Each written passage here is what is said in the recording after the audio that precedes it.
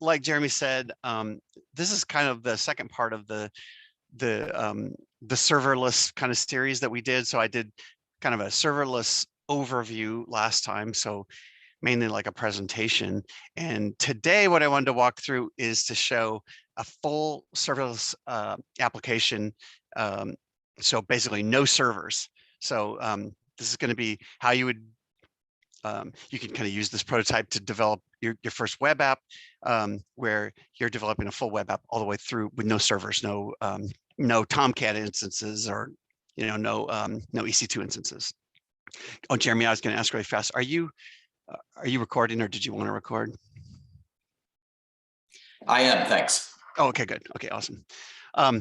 So this is kind of like the architecture that I'm going to show today. Really, really simple, but what you can see here, just right off the bat, if I don't know if it's very obvious, but I'm not running any servers here, and I'll show you that as we go in the console. But the way that we show that in the AWS architecture notation, I just wanted to show you that is, I'm actually using Draw.io for this diagram, and what you can see is we kind of denote, you show the AWS cloud container here. That's this box around the outside. And then if we were running EC2 instances, we would show a VPC in here, so a networking a sub container here. But here we're showing all serverless components out here. So they're just sort of sitting in this kind of nebulous AWS cloud, meaning we're not provisioning servers, we're not indicating any kind of load balancing or anything like that. We're not doing anything along those lines. So super cool. And as I walk through this, I'm going to develop this out for you and kind of show you what each of the little pieces are here. And one thing I wanted to throw out, just a gratuitous plug for Justin, that we actually did a recent presentation at DevOps Days, I think, that has a similar kind of feel to this. And there's actually a Trend Micro piece that can kind of go along with this, where you can incorporate Trend Micro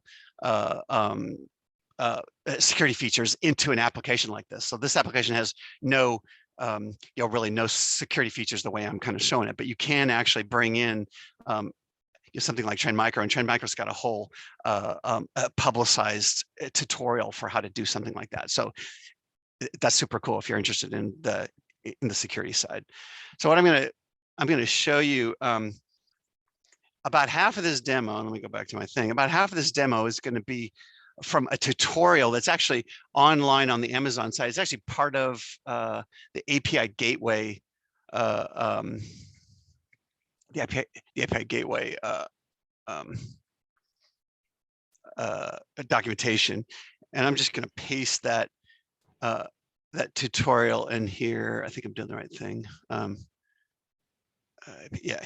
Okay, so this is how I'm going to build out, because that little thing I just pasted in here. This is a tutorial, again, like I said, in the API Gateway documentation, and this is going to build out this a REST API. So that's this little top line here.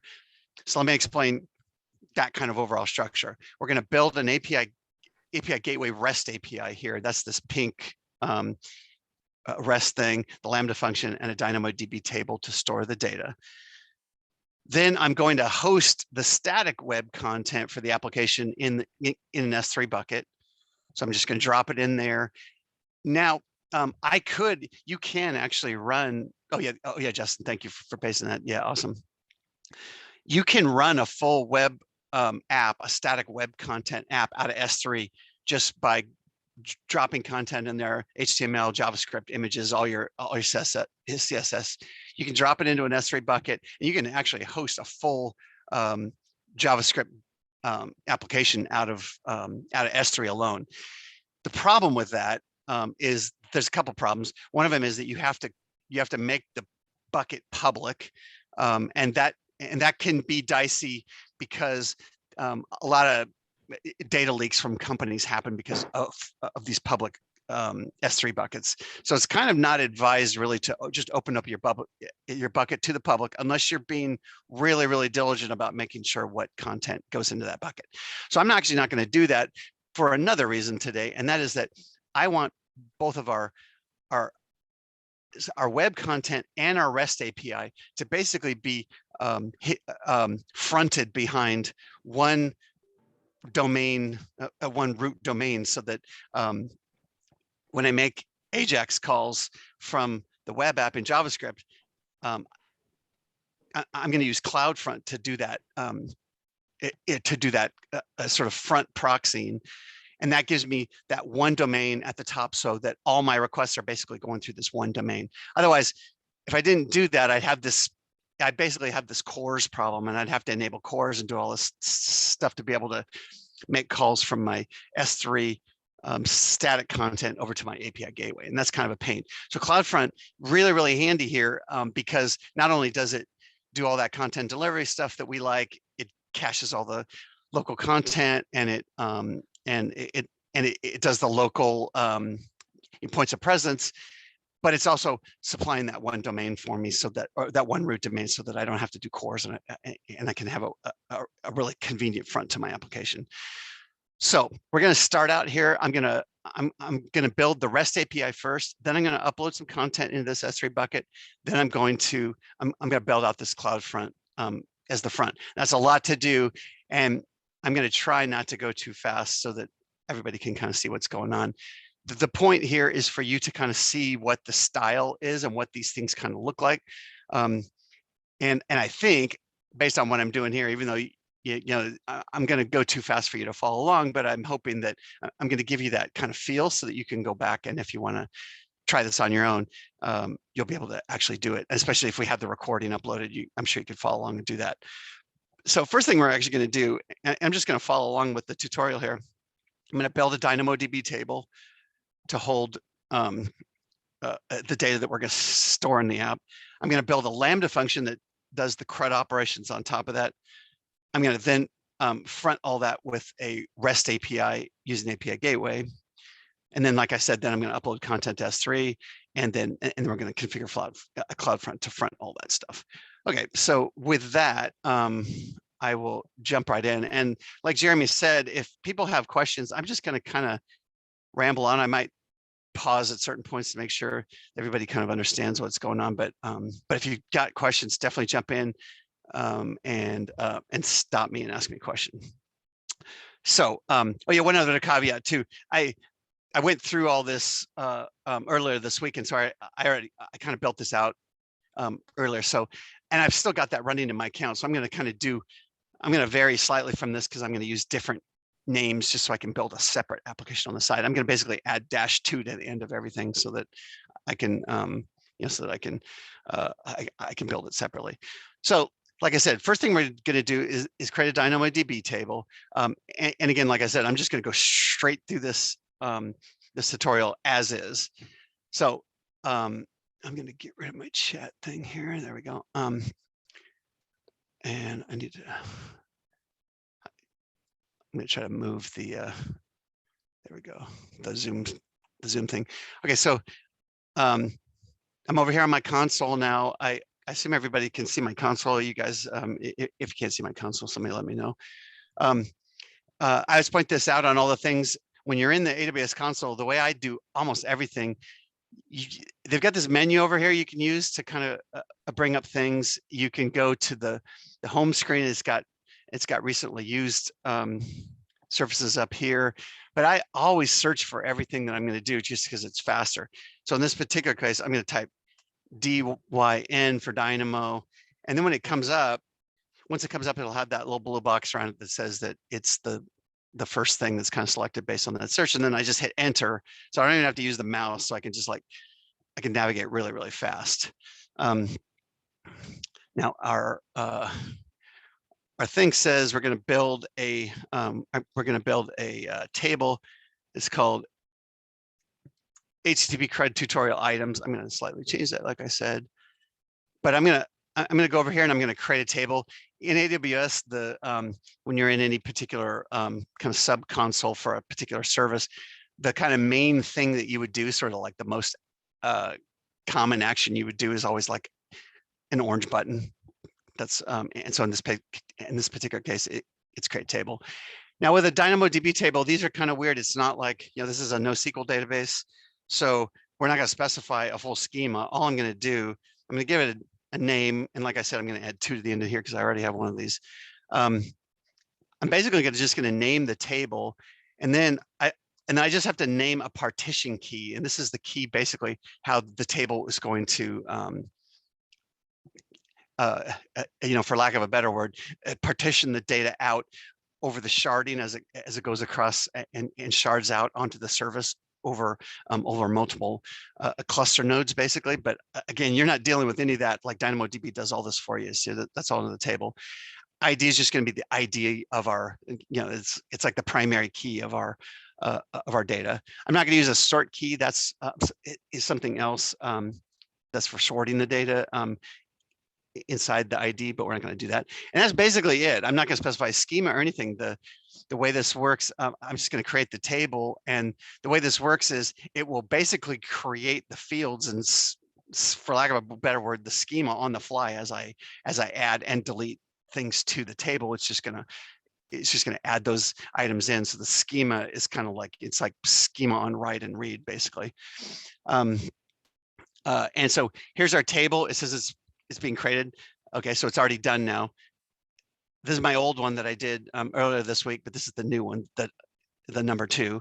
Let's go back to our tutorial, and that was basically it. Okay, so we've done our DynamoDB table. The one thing I wanted to show you really fast in Dynamo is that you can actually, right here in DynamoDB, you can, it gives you all this, now that the table's actually up, you get all this metrics data on how the your DynamoDB table is performing, and it also has this explore table item, so you can actually, in this particular case, we don't have any, but I can actually add, I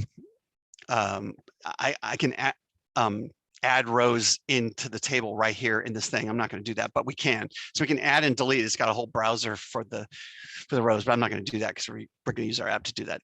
Okay, now we're going to move on to the Lambda function. So that's going back to, hold on a second, I'll bring up my architecture. So so we did this blue piece. Now we're going to do the orange piece. I kind of thought about this while I was doing this. This is a very typical kind of development cycle. I thought it was funny. I realized you're always kind of working backwards, up from the database up. So sort of backwards in the kind of timeline of development. I don't know. I just thought that was funny. I never really thought about that. So I'm going to create a Lambda function now here, and the Lambda function is going to be called HTTP CRUD tutorial function. So the Zoom thing keeps getting in my way here. Okay. Where did I go? Okay. So like I said, up here in the search box, I'm going to type Lambda here. It comes up. I'm going to hit enter. That's going to take us over to our the Lambda service. And I'm going to, again, the orange button over here on the right is kind of doing what it expects that we want to do, which is create a Lambda function. So I'm going to push that. I'm going to author it from scratch. One thing I did want to point out, though, is you can author Lambda functions from blueprints, and that's kind of cool. That's actually what I did last time. You can use a blueprint, and you can do like there's all these like blueprints you can do. There's the Hello World one that I did last time. So that's what I did last time. But we're not going to do that. We're going to author it from scratch, and we're going to call this thing. It wants me to call it HTTP CRUD tutorial, but it says there's already one, so I'm going to call that -2. Leave everything else the same. The execution role, though, if we go back, I'm going to show you. The execution role is the role that the Lambda function is going to execute under the IAM privileges, and we're going to grant it the ability to talk to DynamoDB. So remember, our Lambda function is going to talk to Dynamo, so we have to enable that from a privilege standpoint. Everything in AWS works like this, and that would actually be kind of not bad talk sometimes, just to go through how AWS does IAM and policy management and role management, all that kind of stuff. Because it's like when you, everything you do in AWS, you always are kind of, you know, you're always working with those roles and the policies. So it says right here, we're going to, under permissions, we're going to change the default execution role. We're going to create a new policy template. And I'll show you what that looks like right here. So you can see we can create a new role with basic Lambda permissions. That's just going to give it like just kind of expected permissions. We can use an existing role that's already there, and it gives you this little drop down to do that. Or we can create a new role from policy templates. That's what it tells us to do in the tutorial. So that's what we're going to do. And it says to name the role HTTP CRUD role like that. But again, I'm already going to have that. So I'm going to name it something else. I'm going to call it a 2. And now it's asking us to choose the template. And it says right here, for the policy templates, you want the simple microservice permission. And this is just, it's kind of a funky name for the permission, but this is something that already exists. And it's a policy permission that enables the Lambda function to talk to DynamoDB. And you can see it right here. I'll type it in, simple. So you can see it right here when I just search for simple microservice permission. It says right there, DynamoDB. So what this is really doing is it's just giving us basic connectivity or basic permission to talk to DynamoDB. Now, one little caveat here, and I'm going to push create function, and I'm going to talk while this is actually going. When you create these policies, it's advised to use a least privilege approach to your policies and roles. This one that I chose is probably not a least privilege. It probably grants full DynamoDB privilege to the Lambda function, and that's okay for now. But after we get done with our thing, we might want to go back and modify that policy to narrow it down so it's just the functionality that we want the Lambda function to call narrowly on that DynamoDB table. We don't need all the other stuff that probably goes with it. So, okay, so we've got our function created. Now there's no code. So what I'm going to do now is I'm going to copy this code right here. I'm going to walk through what this actual code is. Maybe I'll just do it right here in this window. You can see that at the top, it's using require to get the AWS SDK. That's the way that this handler is going to talk to DynamoDB. It's using the AWS SDK. You can see next line right here is we're going to get a client to DynamoDB. So super easy to do. Notice we're not passing passwords or anything like that. That's all being handled by that policy management. So that's super cool.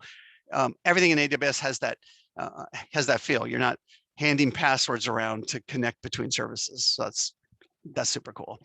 And then to kind of skip to the chase here, this Lambda function is basically a big case switch statement around this event, this route key. And you can see the route key is basically the HTTP method plus the path, or like the API gateway path is what this is. So like an obvious one is right here, this get function. That's going to get, that's the REST call for getting all items. So this one Lambda function is going to handle HTTP delete. So that's going to delete items, HTTP get to get all the items in the table. Oh, sorry, go ahead. She's begging for total global humiliation. She's going to get it. Oh, sorry. I'm going to need your text about Sam. I think that's something else. Okay, I'll keep going. So this is the HTTP get of all the items, and then you can see you can put an item right here. So this is to actually sort of like an insert into the database using HTTP put, and then there's also this where you can do a get on /items and /ID, and this is the notation just like the delete. That's how you delete an actual ID, and the way that works is that ID is replaced in the actual REST call. That ID is replaced by the actual ID of the element.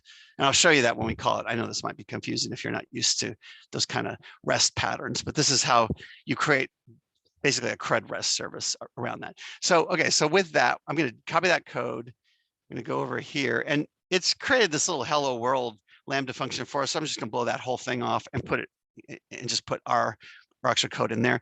And then I'm assuming that this whole thing's going to work since it's on the AWS side. The code should be pretty good. So I'm going to just push deploy. That's going to deploy our code. Now the code is basically ready to run. It's since we've deployed it. But one thing that I was going to show you is that what we can do is a really, really handy thing. I showed you this, I think, last time. You can actually create these little tests here. And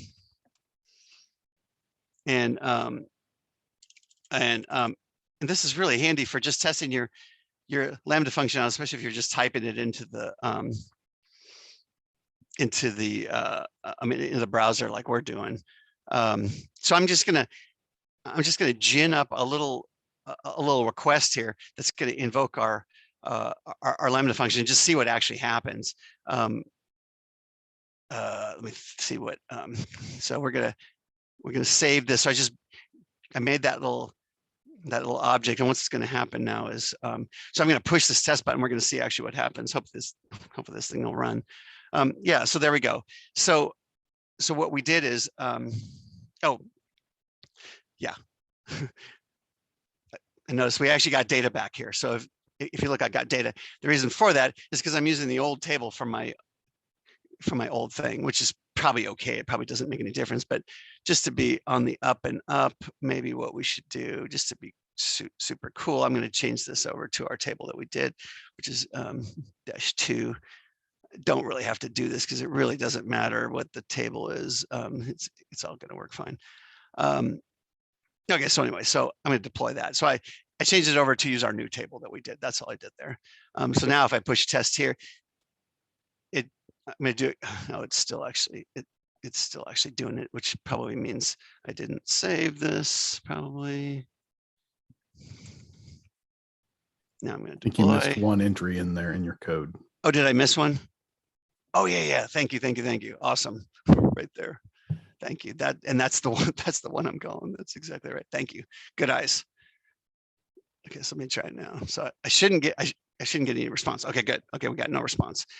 So we got no items back.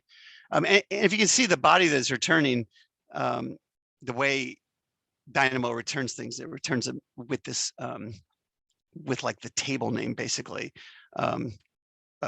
or with this items keyword basically. So anyway, let me go back to the tutorial. Let's scroll down. Okay, now we're going to move on to the REST API. This is kind of where we're going to bring it all together now. This is kind of the fun part. So I'm just going to type API, hit return. Going to go over to API gateway, and I'm going to create an API. You can see that right here, orange button, hit create API. Now I want to explain this really fast right here. The way they have it, they've got 4 different types of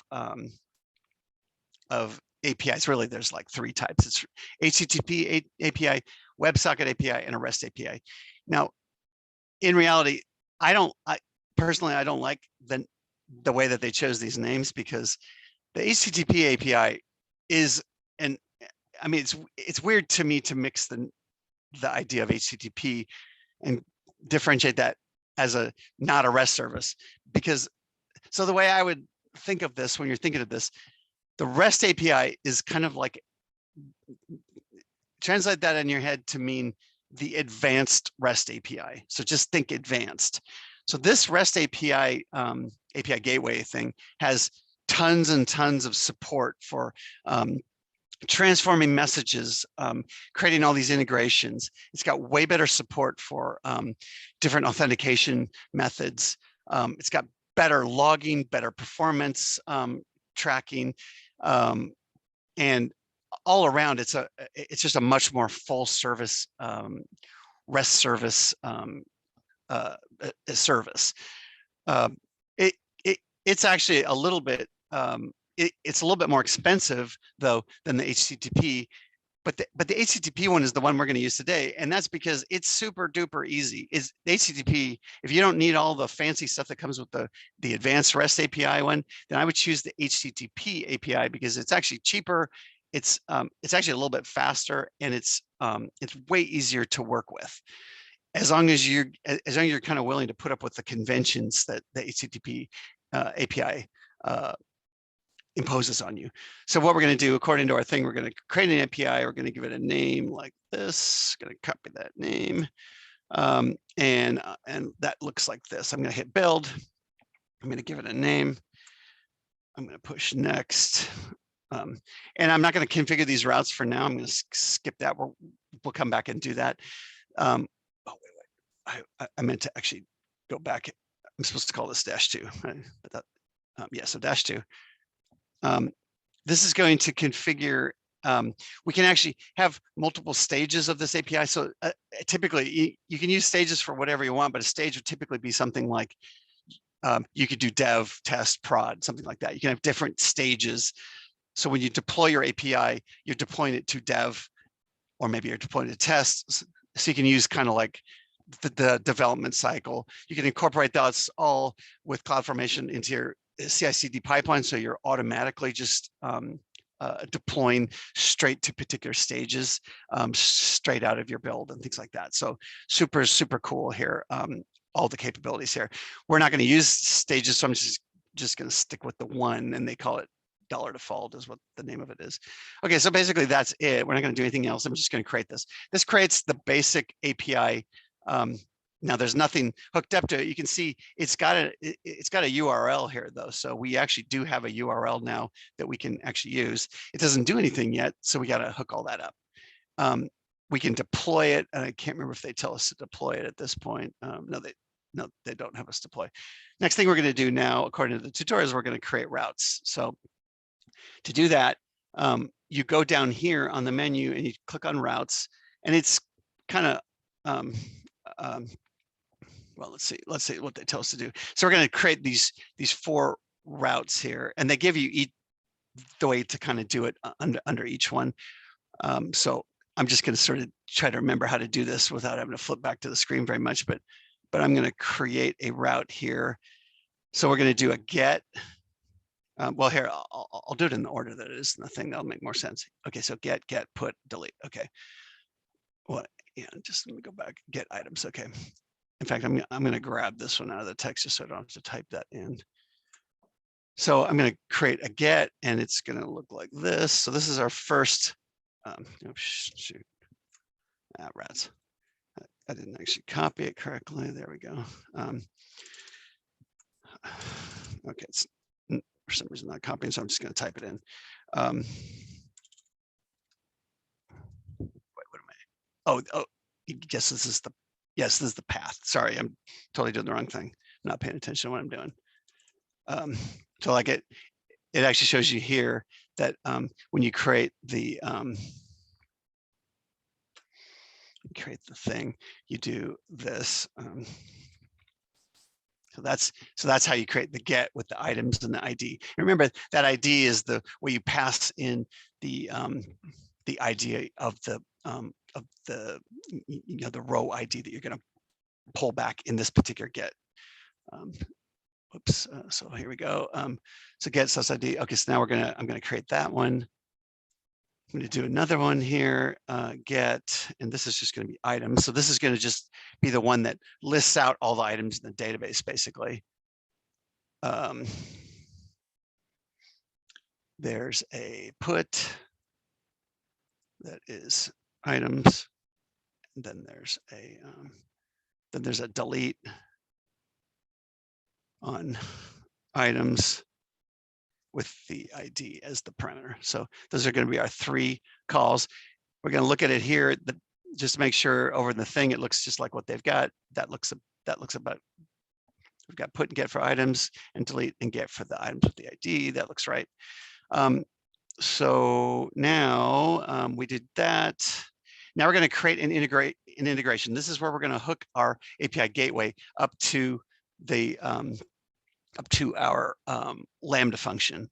So now we go down here on the left side to integrations, And we're going to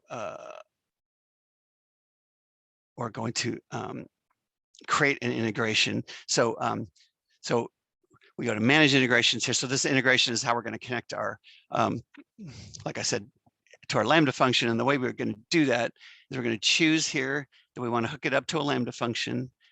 And now it's just going to basically ask us to choose the actual Lambda function that we have.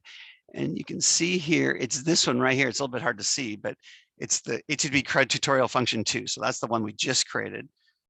Everything else, I think we're going to leave the same. Everything else looks good here. I don't think it asks us to do anything special here. Yeah, and then we're just going to choose create. And while it does that, then it's going to ask us now to attach that integration back to each of our routes. So we're going to go back to routes. Now for each of these things, for each of our routes, we're going to attach that integration, and we do that by clicking this attach integration. And this is kind of just, it's sort of just grunt work, but I'm going to attach integration, attach, do the same thing for that one, attach, do the same thing for the get, attach, and for the delete, attach. Okay, so now we've hooked our Lambda function up to each of these calls. So that means when API Gateway receives a call on any of these paths, it's going to route that to our Lambda function. And if you recall, our Lambda function is set up to handle each of those 4 things. So you don't have to do that. You can use a Lambda function that just does puts, and a Lambda function that just does gets, and a Lambda function that just does delete. You don't have to do it with that switch statement, but this is like the most convenient way, because you know, maybe not the best coding practice, but it allows us to use one Lambda function. So super easy for us to kind of code up here. Okay, so we're all done here, and I think it's going to probably want us to. Okay, so what it's doing now here is it's saying we can now test our API. We have not deployed it yet, so there's so I'm just gonna go ahead and push deploy, just because oh, maybe good touch this stage. Okay, oh, maybe we don't need to deploy. Maybe we're just gonna, I think they actually don't have us actually deploy. So yeah, so we're gonna leave it without testing, but we are going to actually test it using the invoke URL. So that's this guy right here. So I'm going to copy that thing, and the way that they show it in here, and I'll probably just do that too, because it's just as easy to do it, is we can do what they've got here, which is use curl to do it. You can use Postman too. I've got Postman up, and I can show you how to set that up, but I don't want to get too wrapped up because I'm already a little bit short on time, obviously. So I'm going to do it the way they suggest here, using curl. So I'm going to copy that curl command. The first test to execute this thing is just to put an element in the database. So that's what I'm going to show here. So we're going to do that. I'm going to get out of here, and I'm going to do curl. Well, I'm just going to paste that command. Now, this is really small, I know. Let's see if I can make this bigger for everybody here. Oh, I don't know how to make this. I don't know how to make the screen bigger on this. I'm sorry. This is really small. Usually control scroll works. Anyway, sorry. So what I'm going to do, I'm going to go back to our API gateway. I'm going to grab this guy again, just to make sure I'm doing that right. And I'm going to go back, and over the top of that example URL that they've got right here, I'm going to paste our actual API gateway. So I didn't do that right. I got too many HTTPSs. Okay. So let's try this. We're gonna do a put. We're gonna call our put function, and it's going to do a put. Okay, so it looked like that actually worked successfully. So you see down here at the bottom it says put item, and it said ABCDEF. Now the way I'm going to show you that actually works, let's just run over right now to Dynamo and just look at what's in the actual table, and that'll just be a good confirmation that that little test worked. And over here in Dynamo, I'm just going to push explore items, and I'm going to click our table here, and there you can see it's added a row. So we've gone all the way now through. We've just built our full REST service. It's using our CRUD Lambda function, and it's writing our data into into the DynamoDB table. So basically, we're done with our REST service at this point, which is pretty cool that we didn't stand up a service. We didn't stand up EC2. We didn't stand up. I mean, we really didn't even stand up a database. We just kind of used the DynamoDB table service.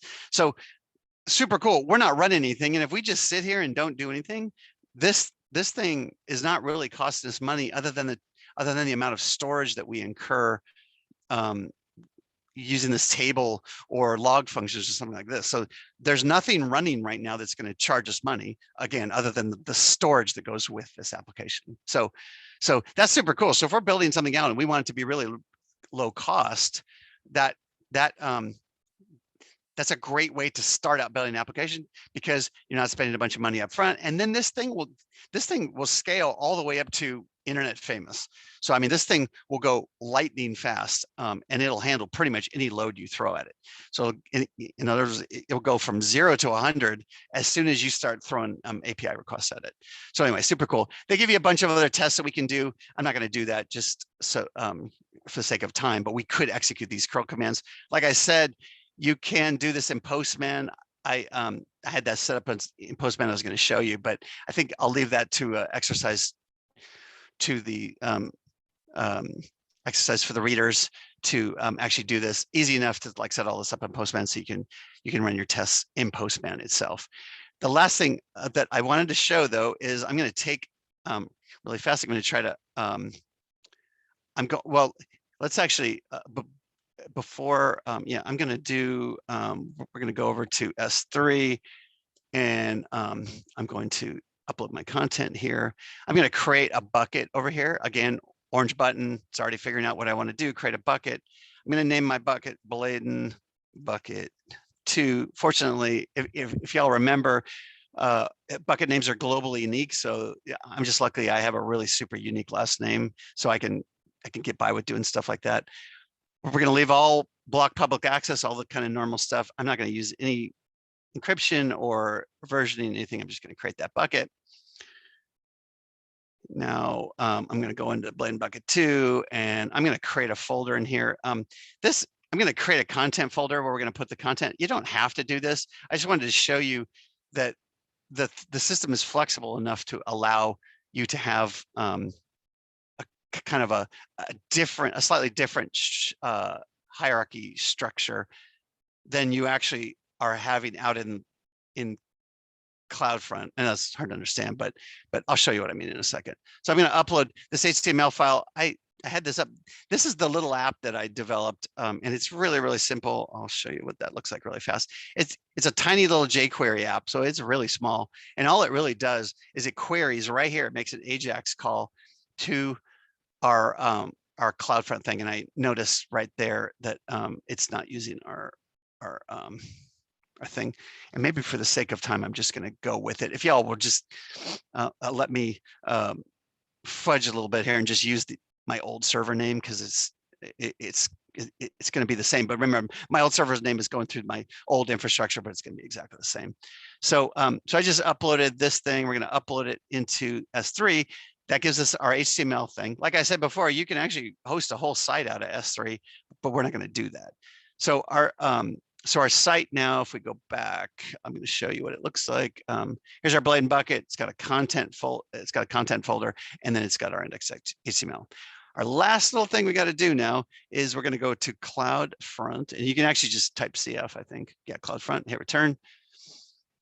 And I'm going to create a distribution. This is the thing that's going to wrap our S3 bucket together, all together into our thing. Now, what I forgot that I want to actually do is, okay, so right here, I'm going to choose to, I'm going to choose the origin domain. This means, so CloudFront is basically a front. It's a proxy front on top of various services inside AWS, one of which is S3. So I'm going to choose, the first one I'm going to choose here is this bucket, the content path. I'm going to actually use this content path, and this was why I wanted to show you that.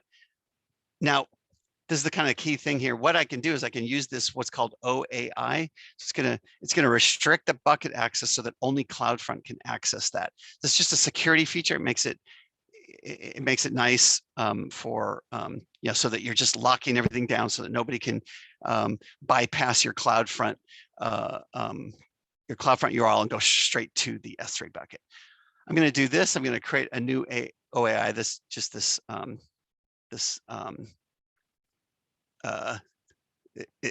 is the identity that's going to be used to go back to S3. This is all this policy stuff. And I am going to choose yes, update the bucket policy. This is just a bunch of automation, so you don't have to do all this yourself. You could do all this yourself, but I don't want to do it all. Last little thing, there's a default behavior that it adds here. And there's one thing I want to point out. So I'm going to allow just get and head HTTP methods on this S3 bucket because we don't need anything else. But the last little thing I was going to point out, I'm going to turn off caching. When you're running your actual site, you don't want to turn off caching. You actually want to leave it on. But when you're developing, it's a big pain when you got caching turned on because you have to constantly invalidate the cache. And so I don't want to do that. So I'm going to leave all this like the way it is. I'm going to click create distribution. And what you can see right here, hopefully if I did all this right, I'm going to grab that thing right there. I'm going to go over here and we're going to just try to hit our CloudFront thing. And I'm going to type, I don't have the index set up automatically, but I'm going to hit this thing. And of course it's not going to work. Well, let me, yeah, so it may be that it's probably still deploying. Yeah, so yeah, that's something to notice. So over here, it says it's deploying. It takes it a little while to push all this stuff out to the edge locations. That's what it's doing. It's trying to push all this configuration out to the content delivery network. The closest one that we have is here in Atlanta. So that gives us really, really high speed access to Atlanta, low latency. But it takes it a second to actually do all this. So that's what we're actually waiting on here. I'll just show you what my other one looks like. My other one is already connected. Oh, well, here, before I show you that, let me just keep, I'll keep building up the thing. Right now, our CloudFront is only connected to the, our CloudFront is only connected to the S3 bucket. You can see it right here. The original domain is going to the S3 bucket. Now I want to add another origin now. And the one I'm going to choose, and I realize I'm going to have to pull this from, I don't think it'll, yeah, it won't bring it up automatically. I'm going to go back here in another window really fast and go to API Gateway. And I'm just going to grab our API name really fast here. It's this guy. I want this name right there. We're going to go back to CloudFront, and right here for this origin, we're going to just paste in that CloudFront. So this is going to be our we're going to front CloudFront. So it basically is proxying for our API gateway. So it's proxying for our API gateway and it's proxying for S3. I'm going to go down here and same deal here. I'm not going to touch anything else in here. This is all good. But one thing I do want to add right here, after we do this, I have to add a special behavior now to kind of tell it how to route. So how CloudFront decides to route between these two origins now. The way I'm going to do that is I'm going to create a behavior, and that behavior is going to be anything that's got the word items like this. So items star, anything that has that. This could have some problems, but this is like the easiest way to do it. Anything that goes to items, we're going to route to our API gateway. Everything else, we're just going to default back to the S3 bucket for content. So that's really what we're doing there. Let's see. And I'm going to choose the origin here of API gateway. So anything that's items star is going to go to API gateway. And this is a little bit complicated right here. This CloudFront part is probably the most complicated sort of part. You got to make sure you get all this right. So I apologize. I'm kind of skimming over a bunch of stuff here, but luckily this will all be captured on the video, so you can go back and do this. Again, I'm going to turn off caching. I don't want caching. I want to enable all HTTP options here, and so everything HTTP. I'm going to basically say I'm going to actually choose redirect HTTP to HTTPS, but we're not actually going to do anything with that. Everything else is going to look fine. I'm going to create that behavior. So what you're going to see now, it's like set up these two rules. So first, you can see there's like a little number that shows precedent. Anything that goes to items star is going to go to our API gateway. Everything else is going to pull from S3. So again, think in terms of how is CloudFront routing our requests to our different services. That's actually what's happening. So let's go back out to our distributions and make sure everything's happening. It says it's still deploying. That's because I just made these changes. It's got to redeploy out to the out to each of the edge locations every time we do this. So it's a little bit slow. So if you want, just for the sake of time, I'm just gonna we'll just trust that this is actually working here, and I'll show you what it looks like using my old one. Just so we don't have to wait for that to deploy out. So again, this is my old one that I deployed earlier this week. Same deal. We're using the CloudFront API. Here's the index. Here's our index file. And you can see that in here, that little tiny piece of jQuery code is basically making that API call. And I wanted to show you what that looked like if we look at the network calls here. Here's the call that was made. You can see right here. This is the HTTP GET call that my little app is doing using jQuery out on the browser now. It's making this call right here out to the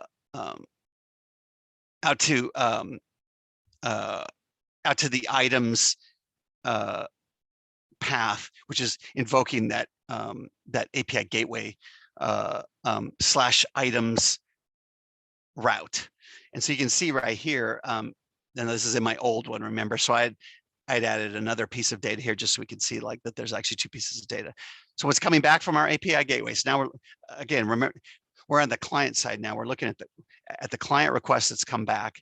And in this particular case, because I'm using the old infrastructure, I'm getting back two objects. You can see I've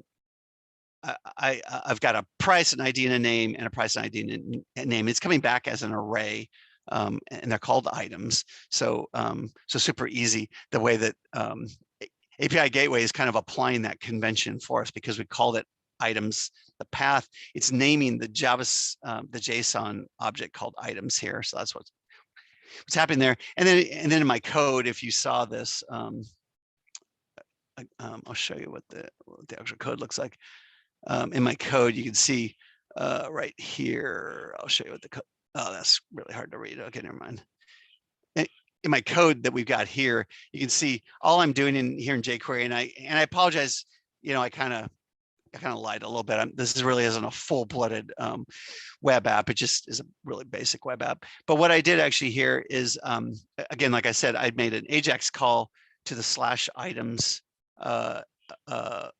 path or route, and I'm just using jQuery to basically append at the div tag. Here's the div tag right here. I'm just using I'm just appending a paragraph tag. So this is super cheesy, obviously.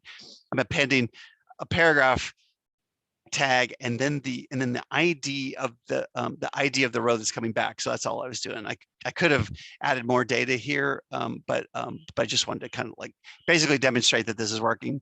So that's how we ended up over here with our items list. And I can and just for giggles, I'll paste this into the chat if anybody wants to hit this themselves. That's the actual app right there. So wrapping up, let me go back and just kind of talk about what we just did. I know that was whirlwind. We built a DynamoDB table. We built a Lambda function, and we built an API gateway, wrapped all that stuff up into 4 REST API routes, and that built our REST service. I then uploaded some content into S3 as our static content, just HTML. That's all I did. It's got that JavaScript in it, but really super simple. And then finally, we fronted all that onto our content delivery network called CloudFront, and that's going to front our static content plus our REST API, so that the client app out here only has to see that one URL. So I actually meant to show you this. If I actually browse right here in the browser, like if I, here, I'm going to duplicate this. Oops. Shoot, I didn't mean to do that. If I duplicate this, I was going to show you, I can actually just, right here, I can just go to items here too. If I just type items in, hit the CDN, hit the CloudFront thing and hit items, I'll actually get the items. Now this is actually returning our actual our other one. So anyway, but that's okay. So you can see right here, this is how you kind of debug it. Again, you can use Postman, like I said, to debug these things. Normal software development practices apply here. So I wrote that really limited little application just to demonstrate the possibilities. But again, the beauty of using the CloudFront here is to enable us to use one root domain to route to our REST APIs, and also to route then to that static content. So we don't have to do all that core stuff where you have where you're trying to enable it so that my my static content in the S3 bucket can go to a different can go to a different domain name or a different URL path. So that's the whole point here. So I managed to bring this whole thing together here in no time, but I apologize for going fast. I know I'm always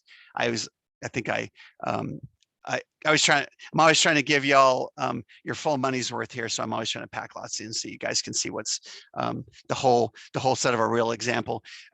With the time left up, does anybody have any questions, or do you think that this was cool? Do you think you could put this to use? Is this something that you could actually do like going forward? Is this something that you could apply in your work? Anyway, I'd love to hear from what people think.